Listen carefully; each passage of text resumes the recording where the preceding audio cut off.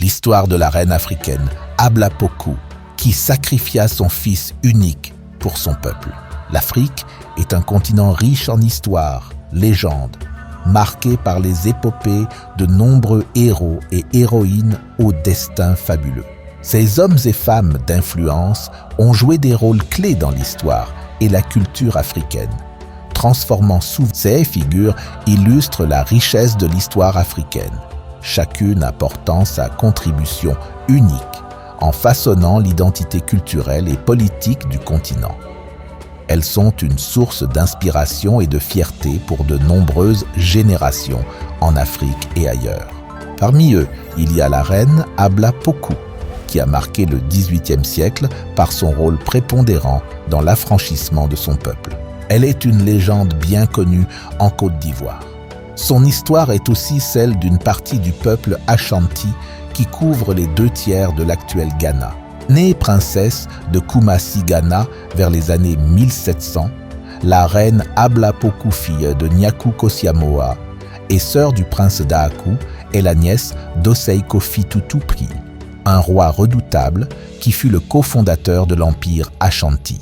Devenue adulte, elle siège au Conseil des Anciens où elle est la plus jeune, ce qui ne l'empêche pas de devenir l'une des conseillères les plus influentes du royaume. Au royaume de Kumasi, dans l'actuel Ghana, la princesse Hablapoku grandit sous la protection des prêtresses du roi qui l'initient à la protection du royaume et à la lutte contre les forces mystiques. L'accalmie régnait au sein du royaume jusqu'en 1718, l'année de décès du roi.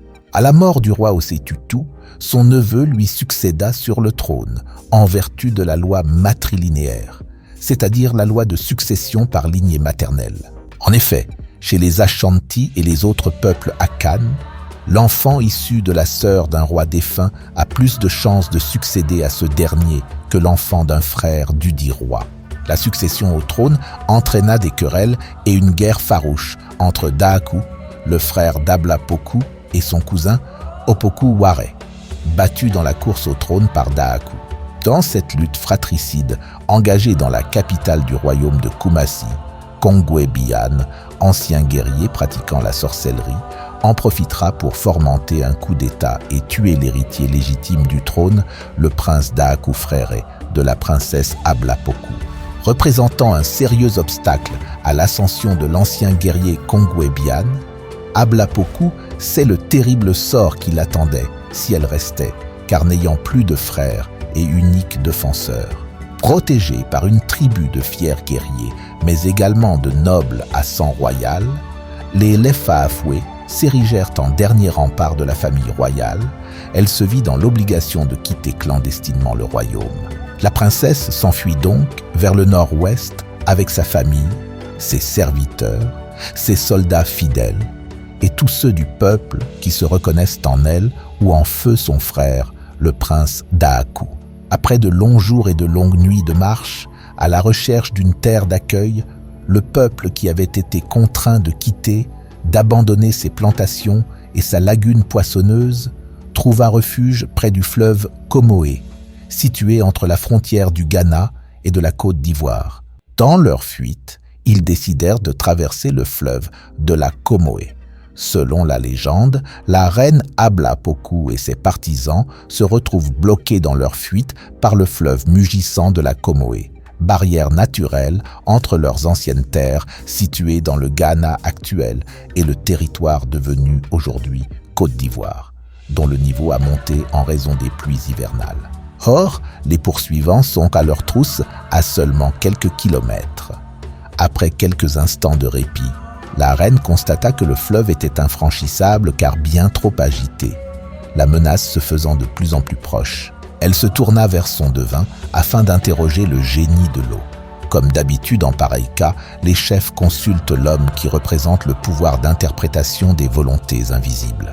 La reine Hablapoku lève les bras au ciel et se tourne vers son devin. « Dis-nous ce que demande le génie de ce fleuve pour nous laisser passer. » Et le vieil homme lui répond « Reine, le fleuve est irrité et il ne s'apaisera que lorsque nous lui aurons donné en offrande ce que nous avons de plus cher. Aussitôt, les femmes tentent leur parure d'or et d'ivoire. Les hommes avancent, qui leurs taureaux, leurs béliers et les autres animaux qu'ils avaient. Mais le devin repoussa toutes ces offres et dit tristement, « Ce que nous avons de plus cher, ce sont nos fils. » Votre Altesse royale, le fleuve est très irrité, et il ne s'apaisera que lorsque nous lui aurons donné un enfant mâle de sang royal, couvert de 100 tas d'or. Dès lors, la reine Hablapoku comprit que seul le sacrifice de son fils unique pourrait satisfaire les génies du fleuve. Alors, elle leva l'enfant au-dessus d'elle, le contempla une dernière fois et lui parla en disant ceci. « Kwaku, pardonne-moi, mais j'ai compris qu'il faut que je te sacrifie pour la survie des nôtres, car c'est à cause de ma famille qu'ils ont été obligés de fuir. » La foule surprise de ce qu'aucune larme ne tombe des yeux de cette femme au courage exceptionnel éclata en sanglots, sans doute persuadée que ces cris du cœur feront changer d'avis cette mère qui s'apprêtait à livrer son fils unique au fleuve. Mais elle était toujours aussi déterminée, leva l'enfant au-dessus d'elle, le regarda une dernière fois les yeux pleins d'affection et de révolte. Elle se détourna et continua d'avancer majestueusement vers le fleuve aux vagues impressionnantes. Elle précipita l'enfant dans les flots grondants. Aussitôt, les eaux troublées de la Comoé se calmèrent et se retirèrent jusqu'aux genoux. Et toute la tribu traversa le fleuve sans encombre. Après la traversée, la reine se retourna et murmura « Baouli, Baouli, Baouli !» ce qui signifie littéralement « l'enfant est mort ». C'est ainsi qu'en souvenir de cet enfant, la tribu d'Hablapoku aurait été appelée Baoulé. L'origine du peuple Baoulé s'est fondée sur le sacrifice de la reine Hablapoku au XVIIIe siècle. Après le passage de la reine Hablapoku et de son peuple, les arbres sur l'autre rive paraissent déjà les premiers Ashanti. Impuissants, ils voient leurs ennemis disparaître dans l'obscurité de la forêt. Après ce légendaire passage de la Comoé, le peuple de la reine Poku se divisa en plusieurs rameaux. La reine Hablapoku organisa sa suite en 8 clans, Warebo Nzibri, Saafwe, Namafwe, Aitu, Agba et Ngban. Certains sont allés, dit-on, jusqu'au Togo. Les plus nombreux ont suivi la reine. Ils seraient remontés par Dimbokoro. Une fois arrivés sur ce que nous connaissons aujourd'hui comme une région de la Côte d'Ivoire, la tribu décida de commencer les funérailles de l'enfant sacrifié. Si jusqu'au sacrifice, Poku semble avoir joué son rôle de princesse, en retrait parmi les guerriers, elle accède au rang le plus haut de reine.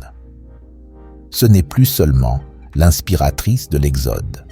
En offrant son unique fils, elle est devenue reine et mère. Par le sacrifice de son unique fils, Hablapoku est devenue l'héroïne du peuple baoulé.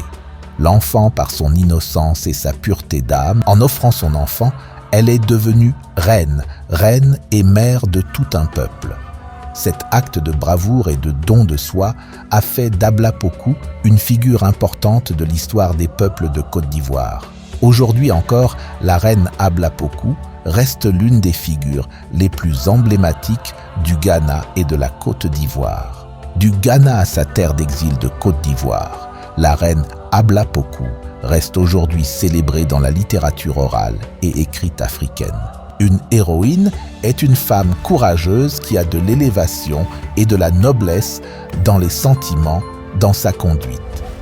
La reine Hablapoku correspond à cette définition, et cela à travers les actions qu'elle a menées pour l'affranchissement de son peuple.